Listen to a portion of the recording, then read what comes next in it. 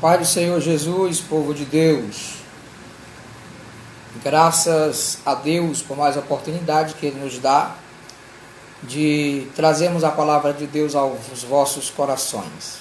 Estamos com uma série de estudos sobre as 7 cartas do Apocalipse. Eu gostaria nesse momento de trazer a palavra de Deus ao seu coração, falando sobre a carta ao anjo da igreja em Esmirna. Queremos trazer essa palavra aos vossos corações, baseado em Apocalipse capítulo 2, versículo 8 ao versículo 11. Diz assim a palavra de Deus: Ao anjo da igreja em Esmirna escreve: Estas coisas diz o primeiro e o último, o que esteve morto e tornou a viver. Conheço as tuas obras, a tua pobreza, mas tu és rico, e a blasfêmia dos que a si mesmos se declaram judeus e não são, sendo antes sinagoga de Satanás. Não temas as coisas que tens de sofrer, eis que o diabo está para lançar em prisão alguns dentre vós, para ser dispostos à prova. E tereis tribulação de 10 dias. Ser fiel até a morte, e dar-te a coroa da vida. Quem tem ouvidos, ouça o que o Espírito diz às igrejas. Ao vencedor, de nenhum modo sofrerá o dano da segunda morte. Quero dirigir a Deus uma palavra de oração, nesse tema que nós iremos falar. Quero dirigir a Deus uma palavra de oração. Soberano e eterno Deus, na Tua presença, Senhor, estamos mais uma vez para ministrar a Tua palavra. Que essa palavra venha tocar nos corações daqueles que ouvirão, que assistirão e acompanharão essa palavra. Continua abençoando todos os internautas, é o que nós te pedimos nesta noite, no nome de Jesus. Amém. A palavra de Deus na carta que foi destinada à igreja em Esmirna, conforme está no capítulo 2 de Apocalipse, versículos 8 a 11. Vai mostrar que João descreve que essa carta foi endereçada à igreja em Esmirna. E a palavra de Deus, poderosa, vai nos mostrar que Esmirna ficava em torno de uns 55 quilômetros ao norte de Éfeso. E aqui, na narrativa do texto bíblico, mostra que ao anjo da igreja que está em Esmirna escreve: estas coisas diz aquele que é o primeiro e o último. Quando nós observamos essa expressão bíblica, o primeiro e o último, nós encontramos uma verdade central na palavra de Deus para nossa meditação e aprendizado. Quando o versículo 8 diz que Jesus, que escreve ao anjo da igreja em Esmirna, que ele é o primeiro e o último, esteve morto e tornou a viver. Quando fala que ele é o primeiro e o último, a Bíblia nos ensina que Jesus, ele é primeiro do que todas as coisas. A Bíblia, a palavra de Deus, diz que todas as coisas foram criadas por intermédio dele e também criadas para ele.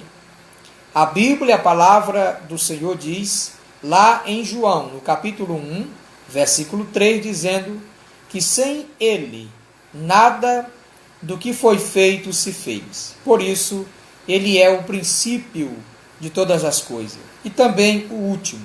Quando nós falamos sobre essa verdade, nós entendemos que por isso o Senhor lembra ao anjo da igreja em Esmirna que tudo estava sob o seu controle, porque ele é o primeiro e o último. Até mesmo que lhe movia uma perseguição, achavam sujeitos a ele, porque ele é o primeiro e o último, está no controle de todas as coisas. Quando nós observamos a expressão último, sendo também o último, Jesus está na consumação de todas as coisas como o supremo juiz. Por isso, os que se levantam contra essa igreja em Esmirna já estavam julgados e condenados pelo Senhor.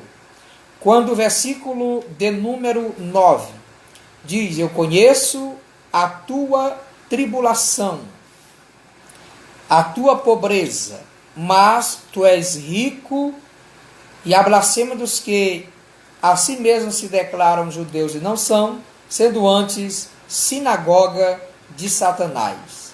Quando nós olhamos para essa expressão, nós entendemos aqui nesta igreja em Esmirna, que essa igreja que estava localizada a 55 quilômetros ao norte da cidade de Éfeso, essa cidade era um ponto marítimo muito próspero na época, e a sua riqueza e prosperidade faziam dela uma igreja, uma cidade que se disputava com a cidade de Éfeso, por ser as principais da Ásia naquele tempo. Quando nós observamos a cidade de Esmirna, ela tinha uma ajuda de Roma, antes desta cidade se tornar uma potência mundial. Isso se deu, de acordo com a história, em 195 antes de Cristo. Quando observamos essa expressão bíblica, nós vemos que nessa ocasião, em diversas cidades, e também na data de 26 antes de Cristo, aqui competiam pela honra de construir um templo em adoração ao imperador Tibério, sendo aqui uma das principais. E Esmirna obteve esse privilégio, e isto aumentou a sua pretensão de ser uma das candidatas à cidade principal da Ásia. Então havia essa disputa histórica entre Esmirna e Éfeso. Mas esta carta, que foi escrita ao anjo da igreja em Esmirna, deixa transparecer que Esmirna estava numa colônia substancial de judeus agressivamente hostis aos cristãos. É só nós observarmos acerca do que a palavra de Deus vai nos ensinar, que diz: eu conheço a tua tribulação. Quando observamos esta verdade bíblica, nós entendemos o seguinte, que acerca dessa hostilidade, dessa perseguição, aqui nós encontramos que eles perseguiam os cristãos com fluência considerável junto a algumas autoridades. Alguns anos mais tarde, os judeus se ajuntaram aos pagãos para formar uma multidão para pedir a morte do bispo da igreja por nome Policarpo. Policarpo, conhecido na história como pai dos cristãos. E aqui nós encontramos a palavra de Deus ensinando acerca de Policarpo, que ele era um homem de valor, que teve oposição de muitos que se diziam judeus e, na verdade, não eram judeus. Quando nós observamos, queridos, o versículo de número 9, vai nos dizer: conheço a tua tribulação, a tua pobreza, mas tu és rico. Esta afirmação, ela está mostrando o contraste da igreja em Laodiceia. A igreja em Laodiceia era pobre espiritualmente, todavia rico financeiramente ou materialmente. Mas a igreja em Esmirna, na altura do versículo 9, vai mostrar que a igreja era uma igreja pobre no sentido financeiro, mas rica no sentido espiritual, por manter os valores cristãos.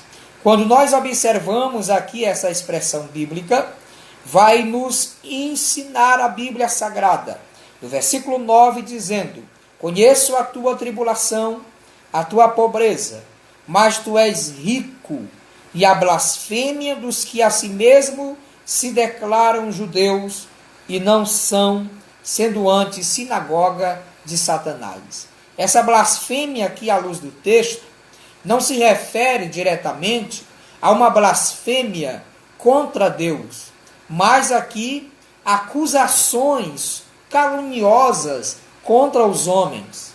E assim nós entendemos que essas calúnias é que o termo blasfêmia vai nos mostrar. Por exemplo, quando o texto mostra acerca da perseguição, acerca dessa blasfêmia, é algo não contra Deus, mas contra os homens. E aqui eu quero mostrar em toda essa questão na igreja em Esmirna, que o martírio de Policarpo nos dá aqui algumas indicações importantes. De acordo com o escritor George Ladd, ele mostra aqui que no martírio de Policarpo nos dá algumas indicações quanto a que difamações seriam estas. Depois de Policarpo se recuar e renunciar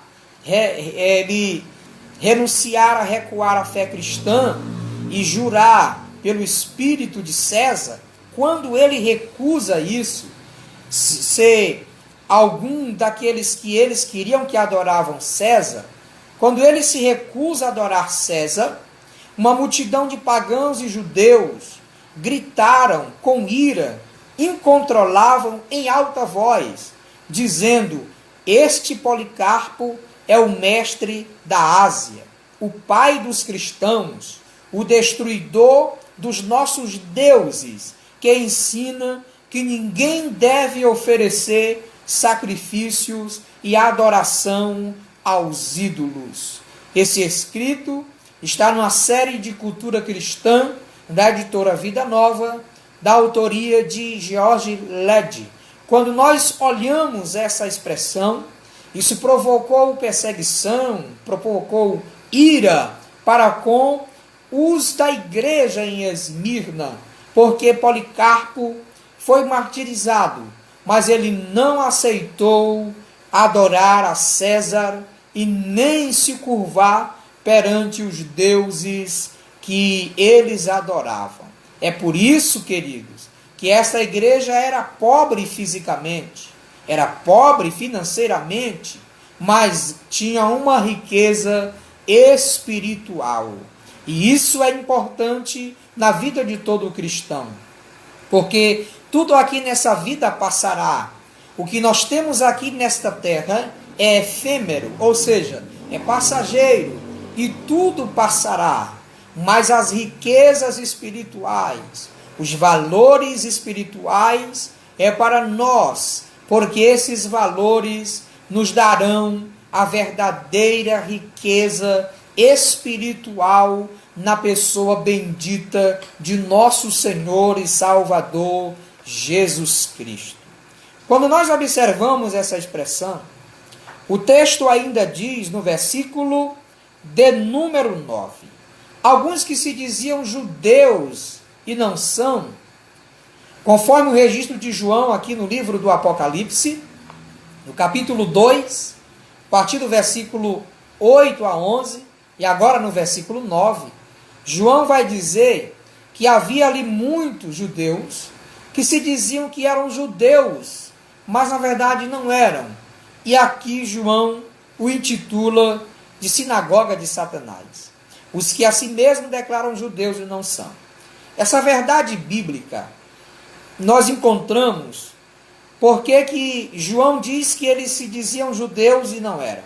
Eles eram judeus de nascimento, eles pertenciam à linhagem mas pelo fato de eles rejeitarem o Messias, Jesus, o Filho de Deus, eles perderam a qualidade de judeus autênticos, de judeus verdadeiros. Então, eles rejeitaram Jesus, o Messias, e confirmavam essa rejeição, perseguindo também a igreja de Jesus, aqui que está na cidade de Esmirna.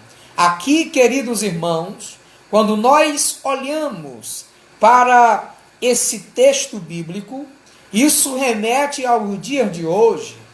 Tem muitas pessoas na atualidade que se dizem servir a Deus, que se dizem estar com Deus e ter Deus em seus corações, porém as suas atitudes, os seus atos mostram que eles não têm Deus em seus corações. E é preciso que eles tenham um real encontro com o Filho de Deus, o nosso Senhor e Salvador Jesus Cristo. Em Romanos, no capítulo 2, versículo 28 e 29, a Bíblia vai dizer: porque não é judeu quem o é apenas exteriormente, nem é a circuncisão a que é somente na carne, porém judeu é aquele que o é interiormente, e circuncisão a que é do coração, no espírito, não segundo a letra. Aqui, na palavra de João, no livro do Apocalipse, ele reprova estes judeus, porque eles rejeitaram o Messias.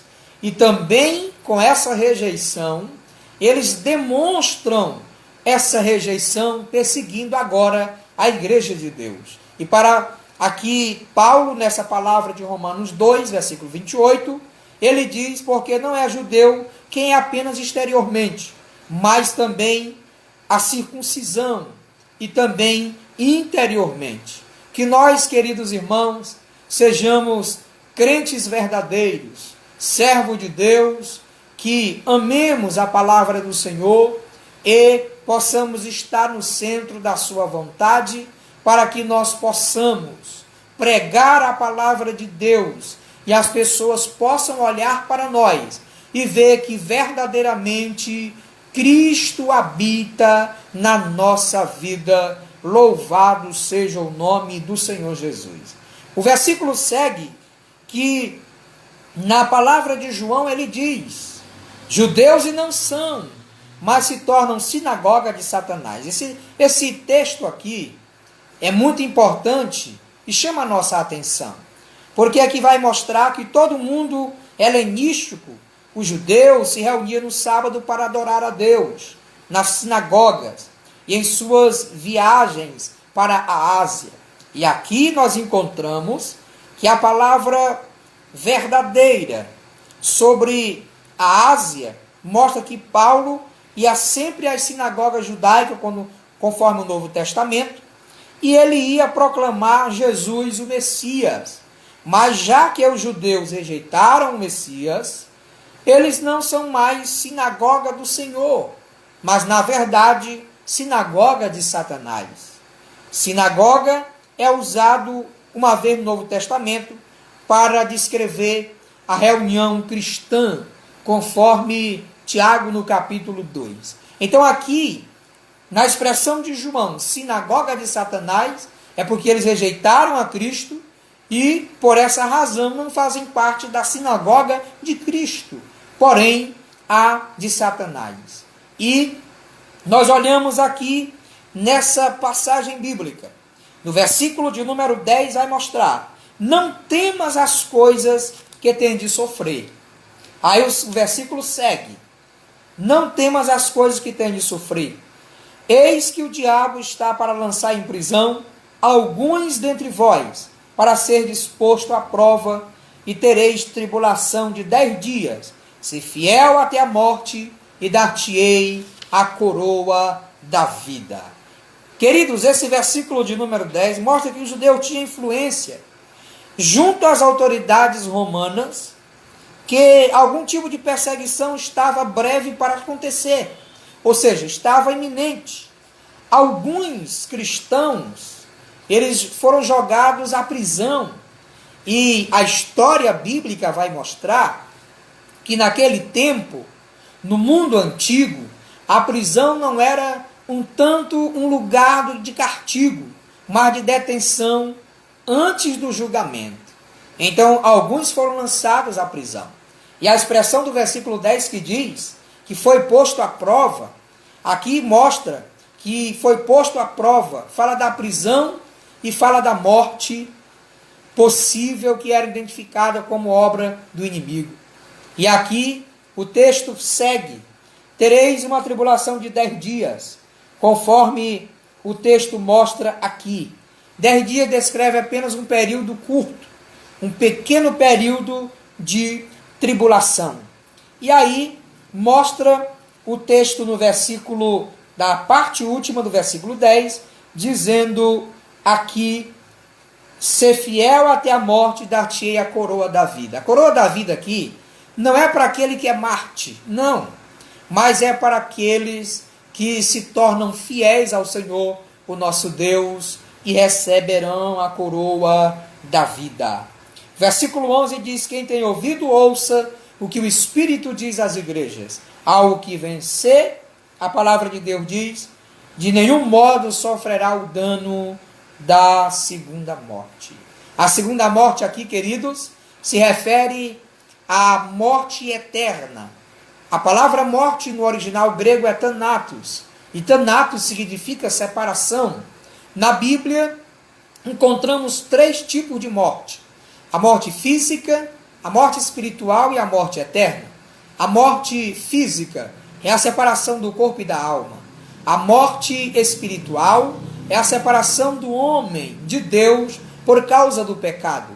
E a morte eterna é a separação eternamente de Deus, quando no destino eterno daqueles que morreram sem aceitar Jesus, o Filho de Deus. Eu trago esta noite essa breve ministração, uma carta à igreja em Esmirna, uma igreja confessante, uma igreja que professa o nome do Senhor, e uma igreja que, apesar da morte, não negaram o nome do Senhor para adorarem aos Césares.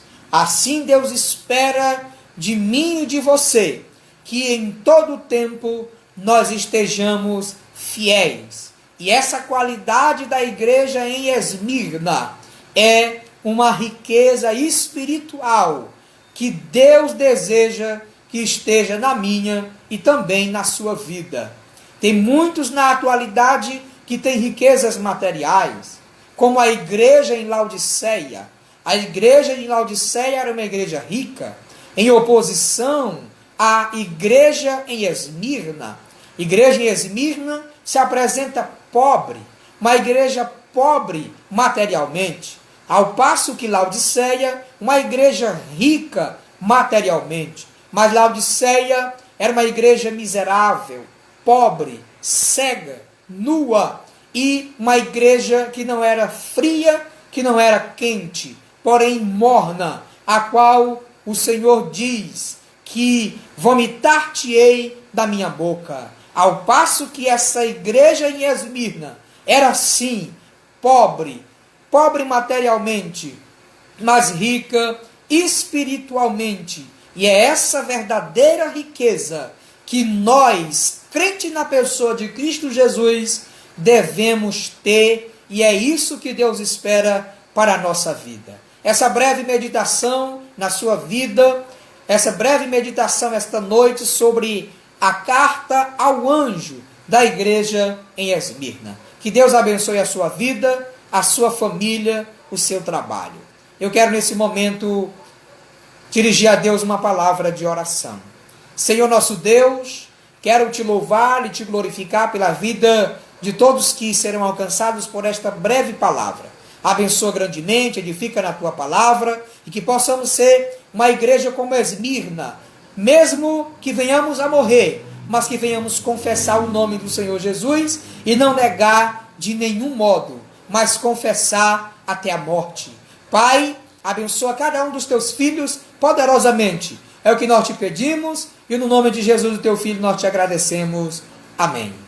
Quero pedir que você que nos assiste, nos acompanha, ainda não inscreveu no nosso canal no YouTube, inscreva no nosso canal, deixe o seu ok, acione o sininho de notificações e envie para os seus contatos e também receba as mensagens que serão postadas no nosso canal. Deus abençoe grandemente. Já temos mensagem nova no nosso canal. Deus abençoe grandemente a vida de cada um em nome de Jesus.